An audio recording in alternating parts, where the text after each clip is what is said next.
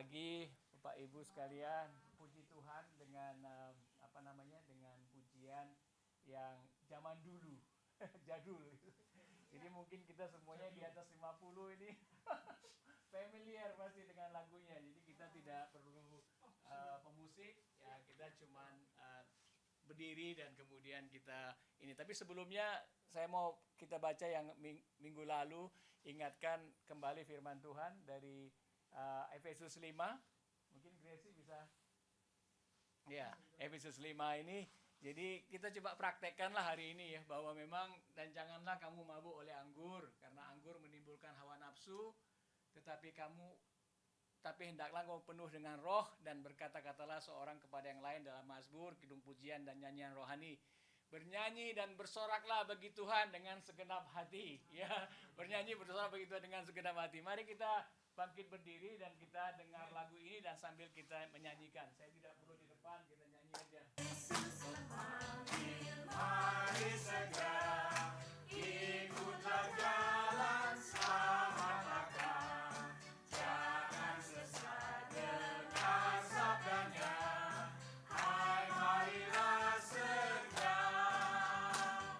Sungguh hati kita akan senang. Bebas dosa hati pun tentram. Bersama Yesus dalam terang.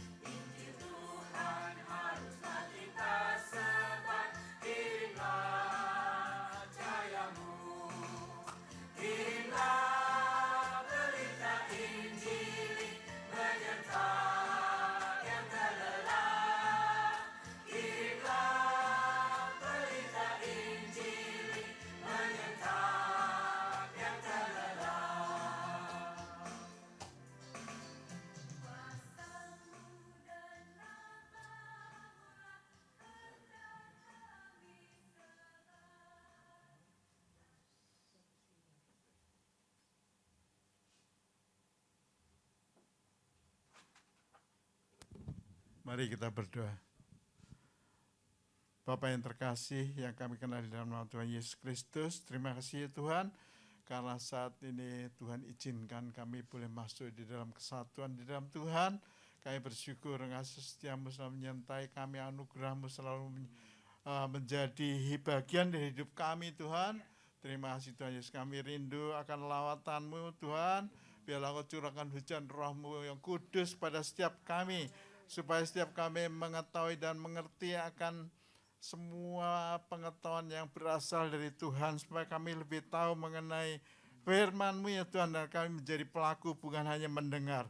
Bapa, kami buka telinga rohani kami, dan kami buka hati kami ya Tuhan untuk mendengarkan bagian dari firman-Mu. Biarlah Tuhan bekerja dengan ajaib dan setiap diri kami. Jadikan kami pelita-pelita yang bercahaya Tuhan di tengah-tengah dunia yang gelap ini.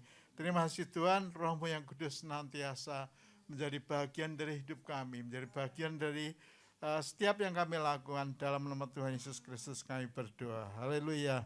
Amin. Silakan duduk. Salam damai sejahtera di dalam nama Tuhan Yesus Kristus. Saya lihat kemuliaan, wajah-wajah kemuliaan Tuhan. Haleluya. Bersyukur karena Tuhan setia, Tuhan senantiasa mengirim kepada setiap kami akan hujan roh. Karena saudara tahu enggak, dalam kehidupan ini musuh-musuh kita itu bukanlah darah dan daging, akan tetapi pemerintah-pemerintah, penguasa, penghulu-penghulu dunia yang gelap ini, juga roh-roh jahat di udara. Jadi saudaraku, apakah mungkin kita melawan pemerintah-pemerintah, penguasa-penguasa, penghulu-penghulu roh roh jahatnya di udara? Kita melihat saja nggak bisa, bagaimana suruh ngelawan? Jadi saudara, kita tuh butuh seorang penolong yang telah Tuhan kirim. Tuhan Yesus tahu sebelum dia berangkat ke surga, dia sudah mengerti kita ini memerlukan penolong, yaitu Roh Kudus yang suci, yang berasal rohnya Allah sendiri, supaya kita bisa mampu melawan. Kalau selama ini tanpa Roh Kudus kita jadi tontonan roh-roh jahat itu, kita senantiasa kalah, jatuh, bergelimpangan. Tapi karena kita punya Roh Kudus, dia mau mendekat, saya takut karena Roh Kudus yang selalu menyertai kita. Saya ingat waktu anak-anak saya masih kecil, kalau saya pulang kerja atau datang dari jauh itu selalu mereka bilang, cerita, tapi maunya mereka cerita yang serem-serem. Jadi saudara, kebanyakan yang menarik hati kita itu cerita seram kan, kisah-kisah misteri dan sebagainya, semuanya mengenai roh-roh jahat itu loh. Jadi seolah mereka itu eksis sekali dalam setiap hari, dalam setiap penghidupan kita. Tapi sekarang saya tahu bahwa di dalam kehidupan saya, di mana sejak kecil itu sudah mengalami banyak misteri-misteri. Saya cerita satu aja ya, sebelum ayah saya meninggal, kalau malam kan kita pakai lampu listrik tuh, dulu pakai balon yang merah itu selalu ada bayangan kayak ada benang laba-laba gitu loh. Padahal kalau dibersihin tidak ada apa-apa. Aneh kan, itu benang laba-laba itu selalu kemana-mana gitu loh. Waktu itu saya tidak tahu, kami cuma heran, dari mana nih bayangan ini, di lampu itu dilap nggak bisa hilang. Sekarang saya tahu bahwa semua itu adalah eksistensi roh jahat semua itu. Memang rumah saya itu dulu tuh serem sekali, rumah tua dan sebagainya begitu. Sekarang saya tahu, dan setelah saya hidup di dalam Tuhan pun, saya mengalami banyak kejadian-kejadian di mana berhadapan dengan roh-roh jahat itu. Tapi kembali lagi, kalau kita dipenuhi Roh Kudus, mereka tuh takut semua. Saya yakin Bapak Ibu juga punya pengalaman-pengalaman misteri seperti itu. Semua pasti sama, bagaimana kita kalau di dalam Tuhan itu selalu kuat. Belum kita mengatakan sesuatu aja, mereka sudah ketakutan sendiri, roh-roh jahat itu. Jadi mereka yang jadi tontonan, kita di dalam hidup ini, bagaimana mereka selalu mencobai tapi selalu mental lagi. Seperti kita kalau naik mobil pas hujan, dimana tahu-tahu ada cipratan lumpur ya kena kaca kita kaget aja kan. Tapi kita hapus pakai wiper sudah hilang lagi. Begitu kira-kira roh jahat tuh. Oleh karena itu, saudara, penting kita itu senantiasa minta Tuhan persekutuan dengan Roh Kudus dalam hidup kita. Sebab itu yang menjadi kekuatan kita. Kalau tanpa itu, kita yang jadi tontonan, kita yang jadi korban. Sebagaimana ikan, kita ini seperti ikan ya di sungai, di danau. Kemudian ada seorang pemancing, dipakai umpan gitu. Ikan tuh makan kita nih, ikan itu di mata setan itu, setan roh jahat selalu mengumpan kita. Maka kalau kita tidak kuat di dalam roh, hati-hati saudaraku. Kita harus cari Tuhan, Roh Kudus itu senantiasa supaya lawatan Tuhan menjadi bagian kerinduan hidup kita. Karena Tuhan itulah ajaib. Tuhan tidak kelihatan tapi kita bisa terasa, kita bisa merasakan bagaimana Dia itu ada dalam bagian hidup kita. Setiap kita pasti mengalami. Saya lihat wajah-wajah saudara itu membenarkan kata-kata saya. Amin. Kemudian untuk pengumuman, ada tempat yang baru yang diusahakan oleh Bapak Gembala Sidang Pak Emmanuel Marki. Tempatnya juga tidak jauh dari sini, tempatnya di komplek ini juga, dan mari kita berdoa supaya kebaktian bisa diubah dari 10-15 supaya ada suatu acara keluarga di mana anak bisa menjadi sekolah minggu, bagian dari kebaktian rohani kita. Kemudian sudah ada lagi permintaan dari Bapak Gembala, karena di sini wajah-wajah yang setia, jadi kita bicarakan juga apa-apa. Kita memerlukan bantuan untuk media dan musik. Kalau memang ada, silakan menghubungi Pak Gembala Sidang. Kemudian setiap akhir bulan akan ada community lunch, di mana akan didoakan juga bagi yang ulang tahun seperti saat ini, Ibu Meti dan Ibu Wilda, dan siapa lagi ya. Kemudian jangan lupa di depan ada kotak persembahan, untuk setiap kita boleh memberikan persembahan. Di samping ada transfer untuk ke nomor-nomor rekening yang semua sudah tahu di tempat mana. Dan terakhir kali mengenai satu hal lagi, mengenai apa Pak ya? Cukup ya? Nah, tidak ada yang lain. Jadi saya kembalikan pada Bapak Daniel Lino yang akan membawakan firman dan kesaksian. Bila Tuhan berkati ya. Amin. Shalom. Bapak Ibu Saudara dalam Yesus Kristus. Yang belum tahu, nama saya Daniel. Saya salah satu pengurus di tempat ini.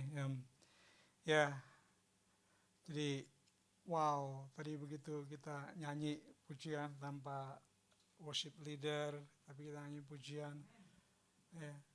Wow, maksudnya saya udah lama nggak dengar seperti pujian seperti gini ya. Suaranya bagus-bagus loh benar. Soalnya saya besar dari gereja GPIB, saya suka ikut mami saya ke gereja ya. Seperti gitulah pujiannya. Dari belakang saya, dari kiri saya, dari kanan saya. Wow, suaranya Tina. Ini semua orang tahu semua ini nih. Wow, dahsyat semua. Dan pujian yang tadi yang kita nyanyikan itu udah bagian daripada khotbah kita. Tambah lagi Pak Yono pengumuman. Jadi saya udah nggak usah khotbah lagi. Jadi saya ini aja karena sudah jadi saya cuman saya ini aja praktikalnya aja ya. Terima kasih untuk Pak Iman yang memberikan kepercayaan untuk saya untuk menyampaikan isi hati Tuhan pada pagi hari ini. Ya baiklah, sebelum kita masuk ke dalam pemberitaan firman Tuhan, mari kita berdoa. Bapa, kami mengucap syukur dan terima kasih Tuhan. Engkau baik, bahwasannya kasih setiamu tidak pernah berkesudahan. Hamba mengucap syukur Tuhan, hamba diberikan kepercayaan Tuhan untuk menyampaikan isi hatimu. Pakai mulut, bibir, lidah hamba Tuhan, hamba yang tidak sempurna, yang tidak mampu ini, karena hamba percaya oleh karena Tuhan hamba dimampukan untuk menyalurkan isi hati Tuhan pada pagi hari ini. Bungkus tutup hamba oleh darah-Mu yang kudus Tuhan. Dan begitu juga jemaat di tempat ini. Dan jika ada roh-roh yang tidak berkenan Tuhan di hadapan-Mu Tuhan, kami tolak di dalam nama Yesus Kristus Tuhan kami. Biar hanya Roh Kudus itu yang menguasai seluruh ruangan ini, bahkan hati dan pikiran kami. Sehingga pemberitaan firman boleh dapat diterima dan boleh jatuh kepada tanah yang subur. Sehingga firman itu dapat bertumbuh dan berbuah. Terima kasih Bapak, beracaralah. Kami semua anak-anak-Mu siap mendengar. Di dalam nama Yesus Tuhan kami berdoa. Haleluya. Amin. Ya, terima kasih ya untuk Pak Iman sekali lagi khotbahnya, message yang disampaikan pada saya tentang peperangan rohani. Wow, rohani. Saya pikir peperangan rohani ini sebenarnya kita nggak usah khotbahkan karena ini kehidupan sehari-hari. Peperangan rohani ini. Jadi mungkin saya akan half word, separuh kata-kata, separuh kita praktek soal peperangan rohani ini. Itu yang dialami oleh setiap pengikut Kristus, ya. Tatkala kita terima Tuhan Yesus Kristus dan percaya Yesus sebagai Tuhan dan Juru Selamat, saat itu juga ya, saudara dan saya masuk di dalam medan pertempuran. Suka atau enggak suka saudara ya, saudara masuk di dalam medan pertempuran. Saudara nggak bisa berjalan di dalam dua perahu, satu ikut Yesus, satu ikut setan. Tatkala dipanggil, saudara akan jatuh. Saudara harus pilih. Ya. Jadi mau ikut setan atau mau ikut Tuhan. Kita tahu kalau setan tuh ya penipu dan lain sebagainya. Ya. Kalau diantara kita ada yang suka nipu-nipu gitu ya, jangan. Karena itu anak setan. Karena di Alkitab katakan setan itu bapak segala penipu. Jadi kalau kita masih suka nipu-nipu, pagi hari ini kita minta Tuhan, kita bertobat. Saya juga gak terlebih daripada itu. Kita semua belajar di tempat ini. Jadi bukan berarti saya di mimbar ini berbicara bahwa saya lebih daripada saudara-saudara. Enggak. Kita semua belajar. Saya senang Pak Iman mengajarkan kita untuk tumbuh bersama, belajar bersama ya. Jadi kita semua belajar. Jadi kalau nggak tahu, tanya. Itulah community ini fungsinya ya. Jadi kita saling membangun di dalam kasih, di dalam pengetahuan dan di dalam pengenalan akan Kristus supaya kita sejalan semua, kita satu tujuan ya. Jadi kita semua berjalan bersama-sama. Ya, yang terutama sekali kita harus kuatkan, kita harus bertumbuh dan berakar di dalam kasih. Karena itu yang melandasi segala pelayanan kita, segala kehidupan kita di dalam kelompok dan berjemaat ya. Jadi peperangan rohani, kembali dalam peperangan rohani ya. Tatkala kita bangun aja, mata kita terbuka, udah terjadi konflik. Ya. Mau bikin apa nih, mau bikin ini itu, udah ada. Udah. Jadi peperangan rohani ya. Jadi peperangan rohani, semua orang Kristen, semua pengikut Kristus mengalami peperangan rohani. Ya, tolong Pak Iman supaya dalam setiap pertemuan-pertemuan peperangan rohani ini diingatkan terus ya. Karena kadang-kadang kita lupa. Peperangan rohani ini bukan hanya untuk Pak Pendeta, para leaders, para tim doa syafaat. Enggak. Peperangan rohani ini untuk semua orang Kristen. Ya. Jadi bukan hanya Pak Pendeta, bukan hanya pendoa syafaat. Memang pendoa syafaat sering sekali kita bertempur kalau kita berdoa. Ya, kita sering berdoa. Tapi peperangan rohani untuk setiap kita. Karena kita hidup tidak terlepas daripada peperangan itu. Entah itu pertama kita perang lawan kedagingan kita sendiri. Karena di dalam tubuh manusia terdiri dari 3 ya. Tubuh, jiwa dan roh ya. Jadi di dalam tubuh itu sendiri mau memberontak. Di dalam roh kita sendiri juga mau berontak juga. Saya yang benar, saya yang ini. Jadi kita antara daging dan roh itu saling konflik. Yang satu dan yang lain menginginkan lebih besar. Sehingga yang jadi subjeknya ya tubuh kita inilah. Kalau kita nggak kuat di dalam roh, ya kita akan terus kalah. Jadi kalau ya kenapa saya katakan more practically ya. Jadi kita ya saat ini ya kalau kita sering kalah di dalam kehidupan. Ya taruhlah misalnya kehidupan kemarin ya, hari kemarin. Ya. Hari kemarin kita wajahnya sering pusing dan depresi dan lain sebagainya. Ya, coba kita selidiki ya. Kita selidiki, maksud saya ada hal-hal apa yang membuat kita sampai kita depresi, hal-hal apa yang membuat kita kok hidup ini kok sepertinya kok saya kok kalah terus kok, ya. Alkitab katakan, dengar orang kesaksian kemenangan penuh kemenangan demi kemenangan, kok saya kok kalah terus, ya. Kok saya kok jatuh bangun terus dalam kehidupan saya, ya. Itu kita ada di dalam peperangan rohani tanpa kita sadari, ya. Kita dalam hidup kita, jadi kita bukan berarti kita ikut Tuhan kita akan terus menang dalam itu, enggak. Kita kalah tapi kita bangun, kita jatuh kita bangun lagi karena Tuhan menopang kita senantiasa, ya. Jadi kalau berbicara perang, kata perang itu ya, perang saudara juga tahu saat ini sedang terjadi perang antara Ukraina dan Rusia, ya. Semua bagian dari Rusia dan Rusia memperlengkapi bagian-bagiannya, ya, dengan alat-alat yang canggih, dengan prajurit-prajurit yang di training. Begitu juga kita orang Kristen, kita harus masuk training, masuk pelatihan-pelatihan iman supaya kita dapat kuat, dapat bertahan. Nanti kita lihat ayat di dalam Efesus dan juga dalam Petrus 1 ayat 5 dan 8 dan di Efesus 6, ya, bagaimana kita menghadapi peperangan rohani, ya, yang Allah janjikan yang sudah terdapat dalam Alkitab, yaitu kita harus kenakan seluruh perlengkapan senjata Allah supaya kita dapat bertahan tatkala kita diserang. Jadi mau nggak mau kita harus memperlengkapi diri kita. Orang perang nggak mau bawa senjata gimana, ya mati, ya kan? Sama aja. Jadi kita kalau kita berperang kita harus bawa senjata, dan senjata itu juga harus digunakan. Ya. Ini bukan konteks perang duniawi, ya, ini konteks perang rohani. Kita harus gunakan, dan juga dikatakan peperangan kita bukan melawan darah dan daging, tapi melawan, seperti itu sudah dikatakan Pak Yono. Enak juga kalau udah dijelaskan, ya saya nggak perlu jelaskan lagi. Jadi maksudnya, ya, penghulu-penghulu udara, ya, pemerintah-pemerintah itu bukan berkata pemerintahan John Andrew dan ini, bukan. Itu semua roh-roh jahat yang ada di dunia ini. Jadi berbagai macam roh-roh jahat yang ada di dunia itu menjadi musuh kita. Ya. Tatkala kita bertobat, makanya di dalam, coba mari kita buka Alkitab kita dalam 1 Petrus 5 ayat 8, ya.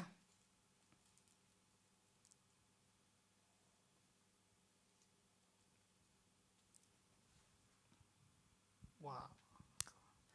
1 Petrus 5 ayat 8, sadarlah dan berjaga-jagalah. Ini suatu peringatannya, supaya kita diingatkan, supaya kita harus sadar, be sober, ya, kita harus sadar bahwa kita punya musuh, kita punya lawan, ya. Berjaga-jagalah lawanmu. Siapa lawanmu? Itu si iblis, ya. Jadi lawan kita bukan saudara di samping kiri kanan kita, ya, bukan.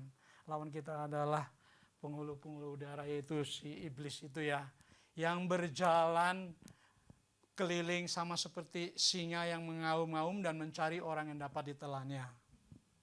Wow. Kalau iblis itu sifatnya menyerang, ya. Pertama, kenapa kita harus masuk dalam peperangan rohani, ya? Kita tahu kita punya musuh, ya. Siapa musuh kita? Itu dikatakan, ya, musuh kita adalah iblis, ya. Tuh. Iblis itu sama seperti singa yang mengaum-ngaum mencari orang yang dapat ditelan. Jadi sifatnya iblis itu menyerang, ya. Jadi kalau kita diserang kita harus bertahan dong. Masa kita diserang diem aja kan?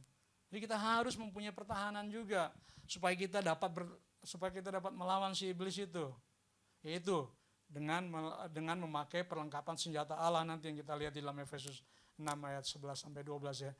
Jadi kita punya musuh. Kenapa kita harus masuk di dalam peperangan rohani? Satu, Alkitab katakan tadi bahwa kita punya musuh. Ya, siapa itu musuh kita? Yaitu si iblis. Jadi janganlah hidup santai-santai, rileks, itu kan urusannya pendeta, urusan yang lain, ya. Jangan, kita sendiri, kita kan babak belur, ya, saya kasih tahu.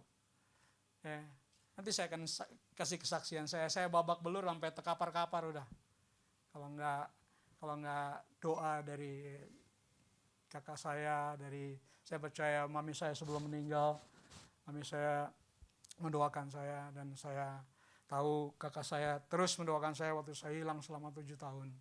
Jadi saya pernah ikut Tuhan, melayani Tuhan, ikut Tuhan, dan hilang ikut setan, 7 tahun ikut setan, komplit 7 tahun. Percis 7 tahun saya ikut setan. Dan sekarang kembali lagi, Tuhan kembalikan saya. Saya mengucap syukur ya, Tuhan panggil saya kembali oleh karena kemurahan Tuhan sehingga saya boleh ada hingga pada hari ini. Ya, saya percaya bahwa itu doa-doa dari jemaat dan doa dari saudara-saudara saya sendiri ya. Jadi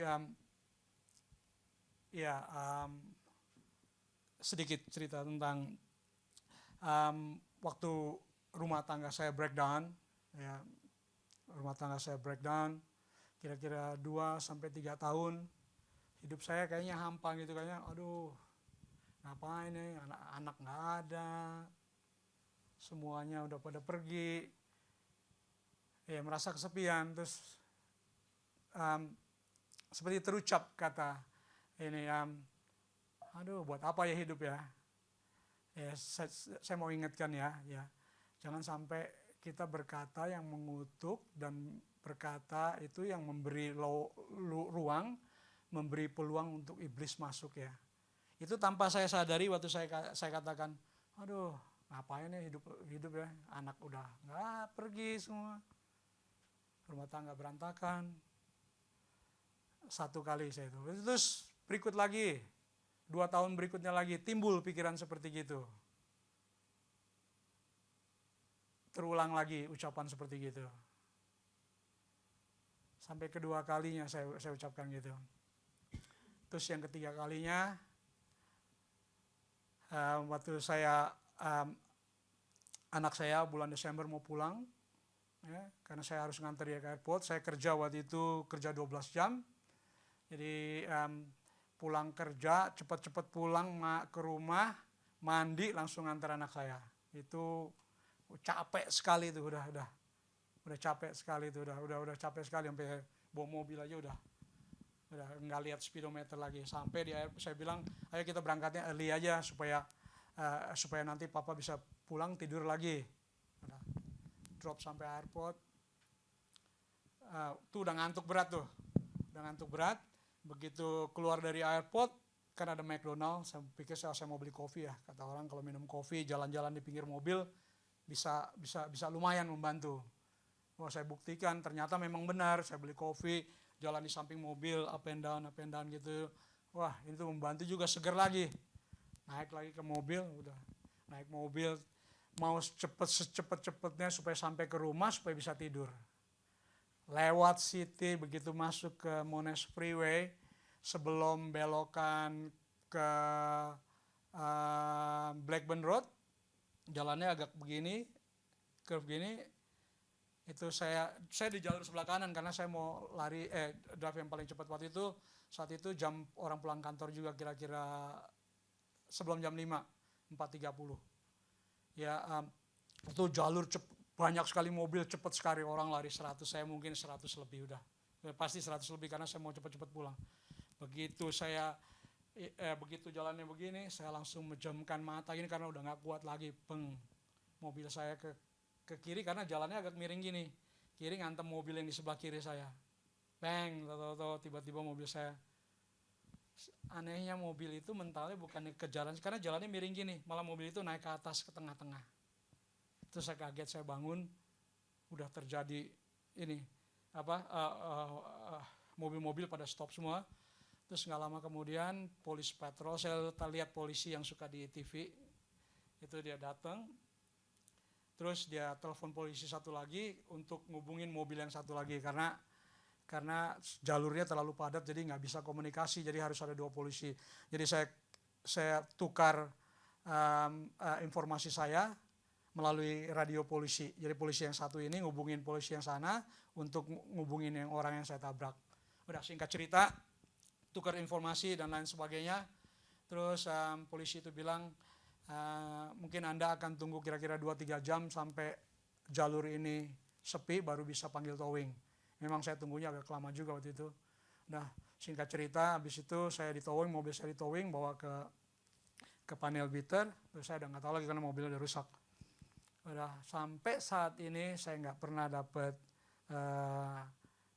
poin saya nggak hilang waktu itu, terus saya nggak pernah dapat tagihan dari mobil yang saya tabrak.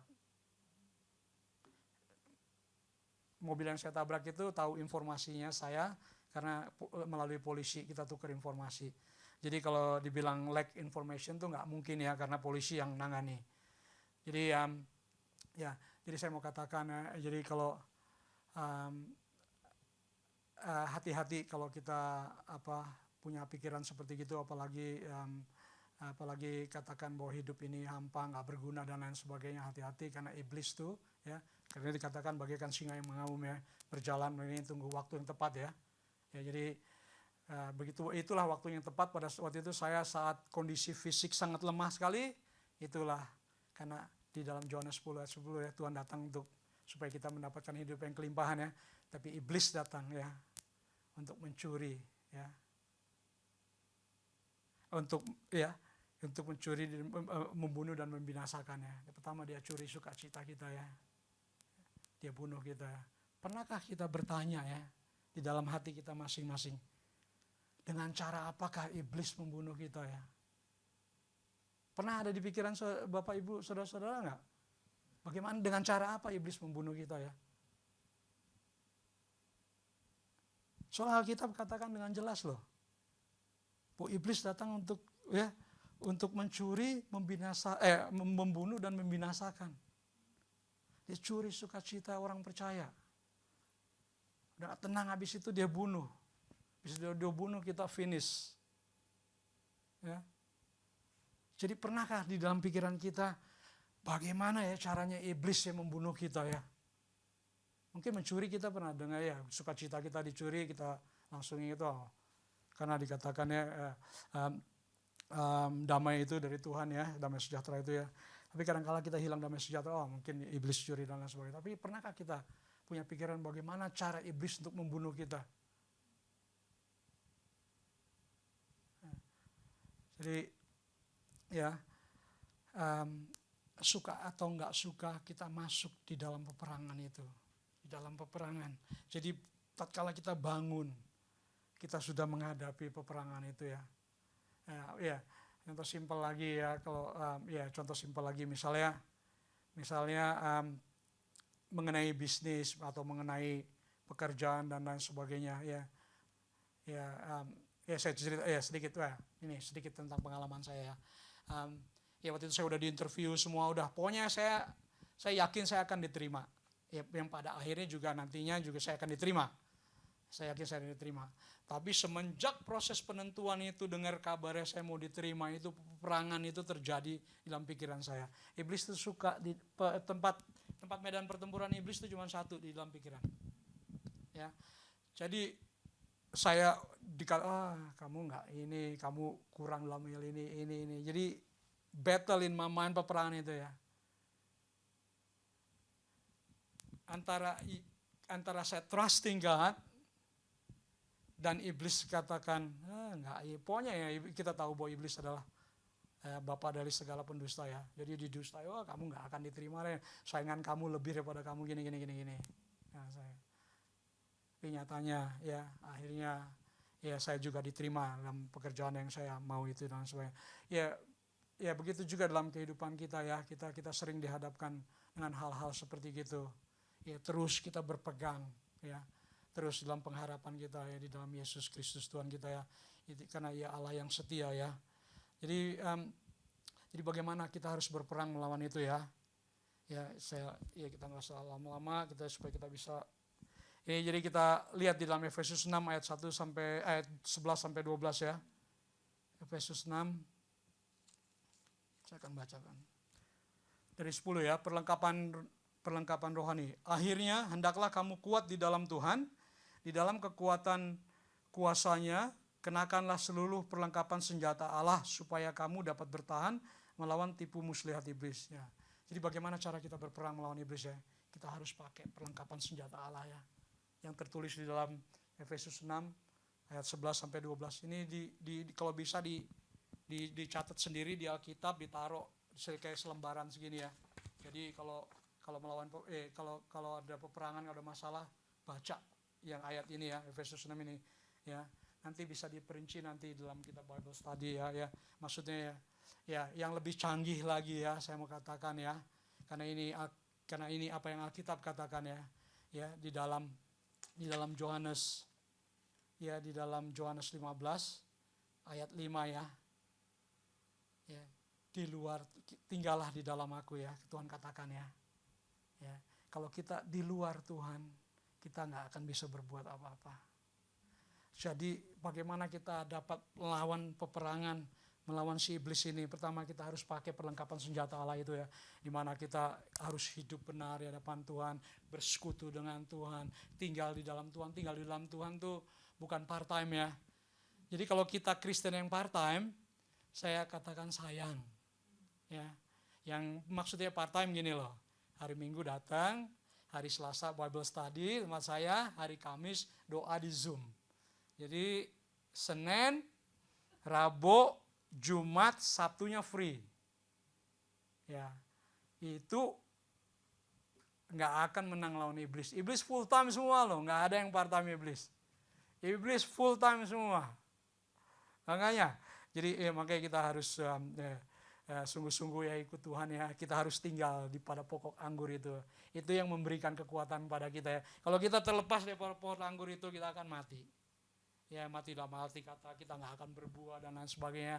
Tapi dalam konteks peperangan ini ya, kita nggak akan bisa berdiri dan kuat melawan si iblis itu. Karena iblis itu senjatanya lebih canggih daripada kita. Senjata canggih kita yaitu cuman Tuhan Allah kita, Yesus Kristus yang sudah mengalahkan mereka. Jadi kita harus memakai perlengkapan senjata itu. Dan kita harus memakai Tuhan Yesus itu sebagai penopang dan sebagai penolong kita. Di luar itu kita nggak akan bisa berbuat apa-apa. Ya, jadi ingat ya, kita semua masuk di dalam peperangan. Jadi bagaimana kenapa kita mesti masuk dalam peperangan rohani? Karena pertama kita tahu kita ada musuh ya. Siapa musuh kita? Alkitab katakan tadi ya, dalam Petrus musuh kita adalah iblis. Ya. Dan bagaimana kita menghadapi peperangan rohani itu? Efesus 6 ayat 11 sampai 12. Dan yang utama tadi ya, dalam Yohanes 15 ayat 5 itu kita harus tinggal benar di dalam Tuhan. Ya. Bukan tinggal berarti kita, Tuhan saya mau libur sebentar tinggalin Tuhan, enggak. Kemana aja kamu pergi Tuhan tuh harus dibawa. Ya, maksudnya dibawa bukan Tuhan kan tinggal dalam kita kan, bukan maksudnya harus dibawa, Tuhan itu harus diperkatakan, harus diingat di dalam ya kemarin saya senang ada kita punya klaster ini ya, ada juga ada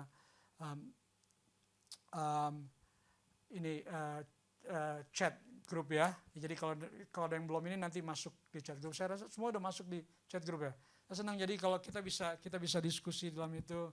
Kemarin saya senang tuh ada pernyataan tentang Yohanes 15 ayat 7 itu ya.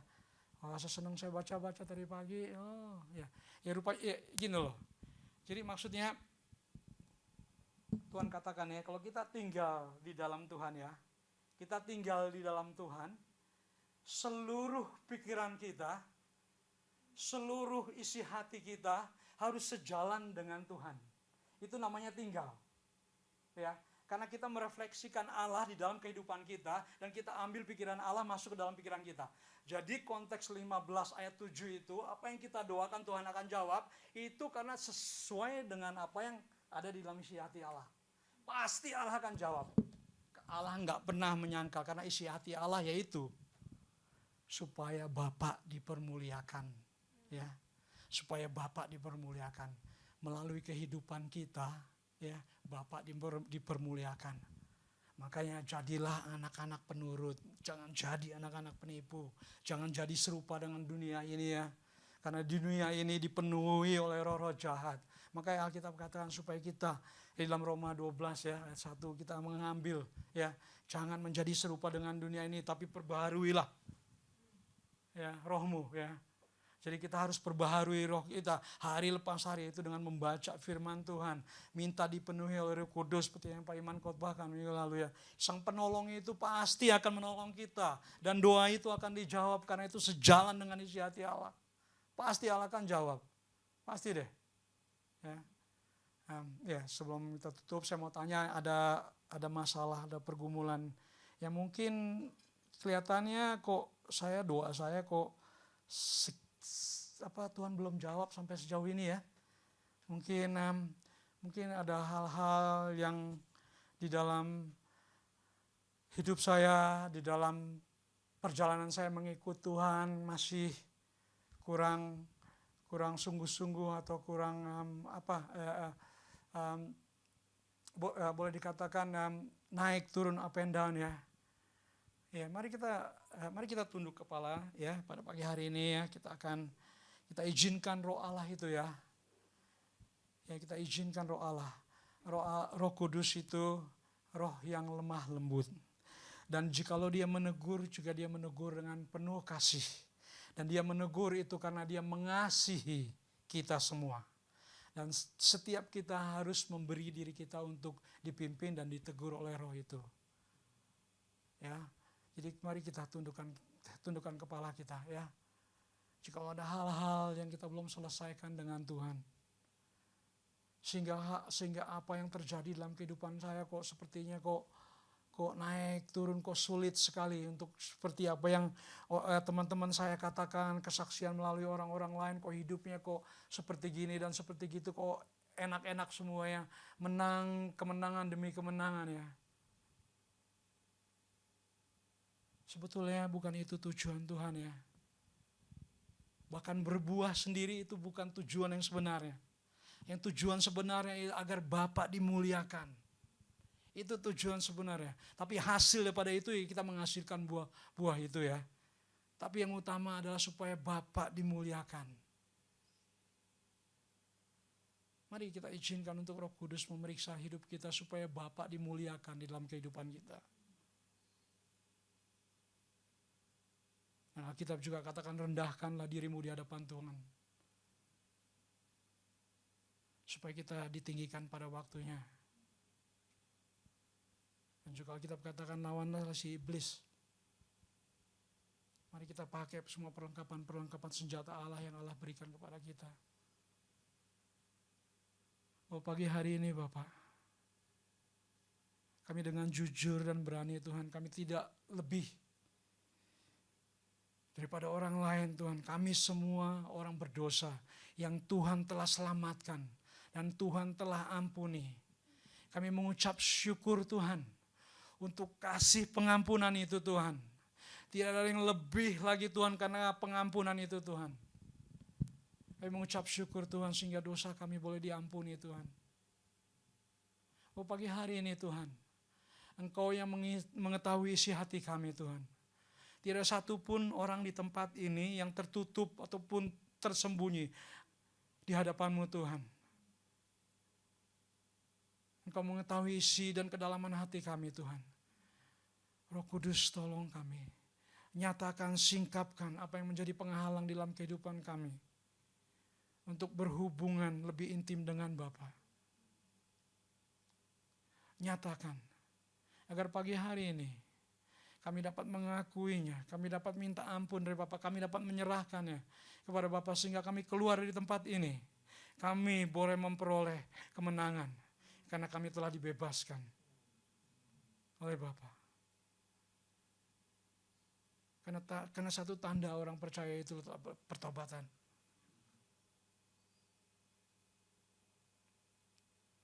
Bapa, kami mengucap syukur dan terima kasih Tuhan. Engkau Allah yang baik, Allah yang mengasihi kami dengan apa adanya kami Tuhan.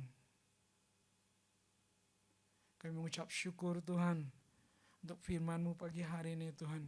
Untuk mengajarkan kami Tuhan. Untuk bergantung kepada Engkau Tuhan. Dan mengandalkan Engkau dalam kehidupan kami Tuhan. Karena kami tahu hidup kami adalah perperangan Tuhan. Kami tidak dapat berperang dengan kekuatan kami sendiri Tuhan. Kalau bukan Tuhan, Kami tidak mampu Tuhan. Kalau di luar Tuhan kami tidak dapat berbuat apa-apa Tuhan. Hanya kami boleh berakar dan tinggal diam di dalam Tuhan. Itulah kekuatan kami Tuhan. Bapak, ingatkan kami terus Tuhan bahwa kami ada di dalam peperangan rohani hari lepas hari. Sehingga kami boleh lebih dekat, lebih mendekat lagi kepada Engkau Tuhan. Jikalau kami ada tindasan sehingga kami boleh lebih dekat lagi kepada Engkau Tuhan.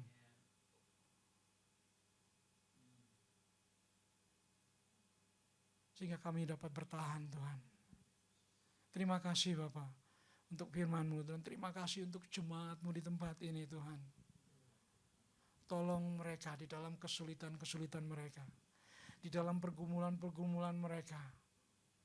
Apapun yang mereka hadapi Tuhan, tolong Bapak. Hanya kepada Engkau lah kami dapat berseru Tuhan. Dan kami tahu Tuhan, jikalau kami berseru pasti Tuhan mendengar kami. Karena kami adalah anak-anak-Mu Tuhan. Kami mengucap syukur mempunyai Bapa seperti Engkau, Bapa yang setia, Bapa yang penuh kasih. Terima kasih Bapa. Terima kasih untuk firman-Mu pada pagi hari ini Tuhan. Biarlah firman itu boleh tinggal dan diam dalam hati kami Tuhan. Terutama jadikan kami sebagai pelaku-pelaku firman yang setia Tuhan. Karena itulah yang menunjukkan kasih kami kepada Engkau jikalau kami setia melakukan apa yang Kau perintahkan Tuhan.